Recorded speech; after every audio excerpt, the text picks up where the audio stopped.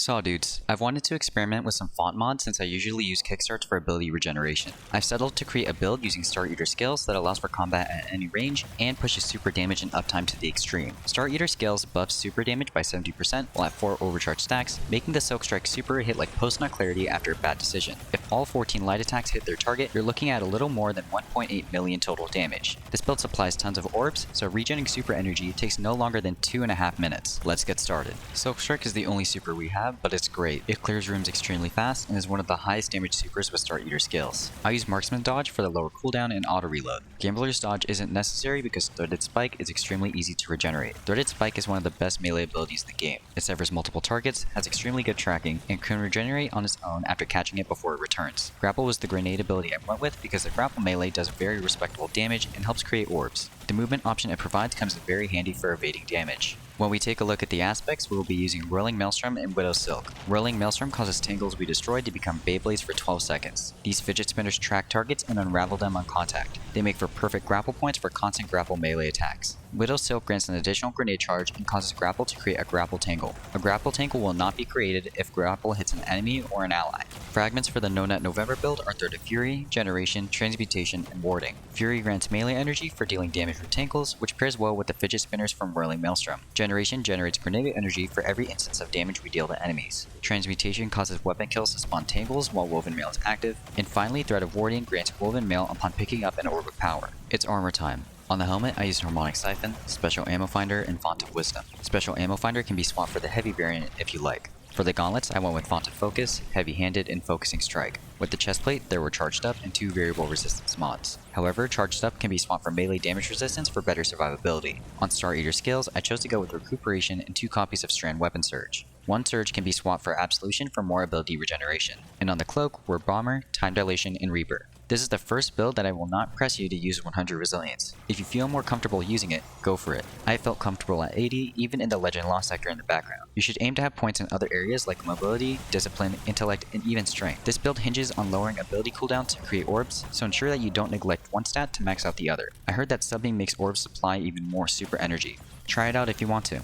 Let's cover the arsenal for today's build. I have 2 weapon loadouts, with each one covering a different way to play. Please use the chapters to navigate and find something that you like. Weapon Loadout 1 utilizes Quicksilver Storm or Final Warning, Iterative Loop or Path of Least Resistance, and Cataphract GL3. Quicksilver Storm covers a ton of range options and does respectable damage. The micro rockets it shoots out add a bit of damage to the mix, but what really makes the gun special is the grenade launcher mode. Grenades do about 25,000 damage on a direct hit, and kills with this mode create a tangle assuming that you have the catalyst. The double strand weapon surges elevate the already good damage and make the grenade launcher mode a legitimate threat to beef your targets. For the best possible DPS when in grenade launcher mode, spam reload after firing a grenade. It cuts down the gap that would normally occur without the button press. If you tend to duke it out in close range, then look no further than Final Warning. This little puppy packs a massive punch and does a bit more sustained damage than Quicksilver Storm, even when it uses its grenade launcher mode. Hipfire shots track targets, and aim shots deal 100% increased precision damage. Fully charged bursts fire 10 rounds and unrivaled targets, meaning that it is capable of creating tangles. This gun is an AoE beast.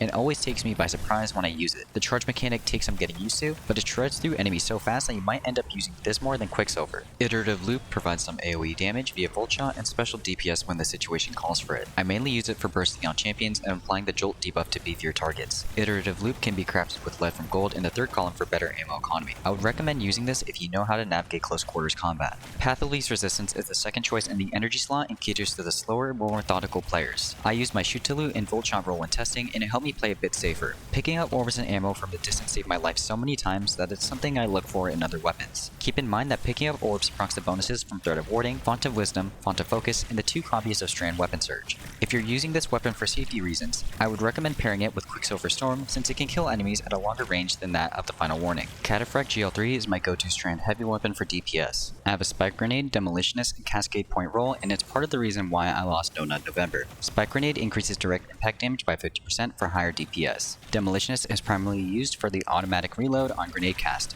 Using grapple on the floor reloads Cataphract quickly and easily for sustained DPS. Cascade Point really piles on the hurt. After scoring a kill or multiple precision hits within 5 seconds of each with a different weapon, Cataphract fires at 200 RPM for 2.5 seconds. This melts champions and bosses and leaves them as a twitching mess. If you don't like Cascade Point, no worries. You can always try to chase a roll with Bait and Switch or Explosive Light, which are also very good options. Weapon Loadout 2 uses the Navigator, Ikelos SMG, and Laser Painter. The Navigator provides on-demand woven mail and sever targets easily. It also applies woven mail to allies, which helps out blueberries in dangerous situations. This means that you can play in the back and still provide value to the team. What I was really after when using this weapon was its catalyst. The catalyst allows the gun to fire a grapple tangle up to 23 meters away. This grapple tangle allows for even more spamming of our Spider-Man melees, which means more orbs. I really enjoy using this gun to spam these melees into crowds, but be warned that you will risk killing yourself by stomps. The Ikelos SMG is perfect for putting out damage in close range. You have two options for rolls when it comes to this weapon. One is Feeding Frenzy and Volt Shot, which can clear red bars easily and has the ability to stun overload champions. If you want to be able to operate from a longer range, you can sub out Feeding Frenzy with Shoot to Loot. 2 is Threat Detector and Surrounded. This roll is all about getting in enemies' faces and spewing lead. It does not have the same AoE potential as the first roll, but it does not rely on kills at all. In high-end content, the first roll with Volt Shot may be harder to use because it requires kills, but it is generally safer for most players. Roll 2 requires a lot of game sense and the ability to grapple effectively to disengage from bad situations. If you can get out of crowded areas quickly using grapple, roll 2 will put out much more damage and feel much better to use. Experiment and find out what you like before committing to one over the other.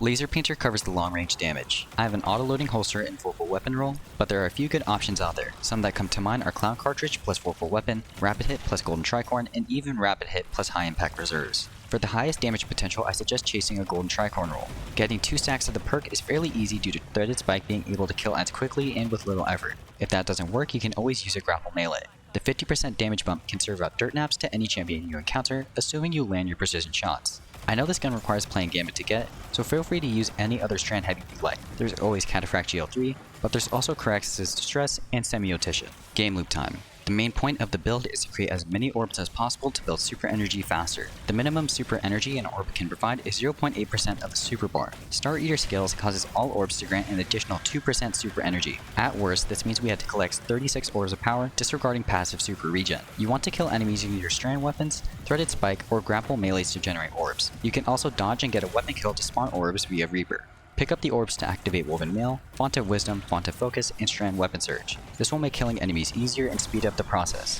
When kills are not feasible, still put out damage using your primary weapon, since that will provide super regeneration. Use your Threaded Spike to sever enemies and grapple melee to thin crowds.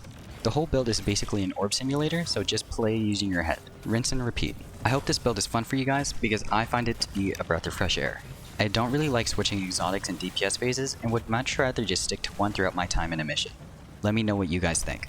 As always, thank you for watching, and happy farming.